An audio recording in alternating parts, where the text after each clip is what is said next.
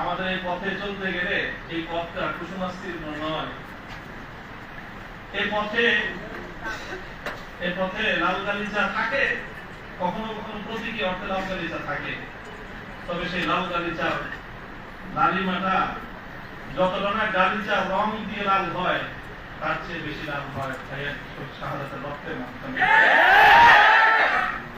শাহাদাতের রক্তের নজরানা দিয়েই আমরা সেই পথে ইনশাআল্লাহ পৌঁছবো, যে পথে শাপলা চত্বরের ভাইয়েরা শাহাদাতের রক্ত দিয়েছে, যে পথে আমার হাফাজের সন্তানেরা শাহাদাতের রক্ত দিয়েছেন, যে পথে আমার বিবাড়িয়ার ব্রাহ্মণ শহীদ বাড়িয়ার বীর শহীদারেরা যে পথে আত্মত্যাগ স্বীকার করেছেন, আমরা তাদের সে পথকে ভুলব না।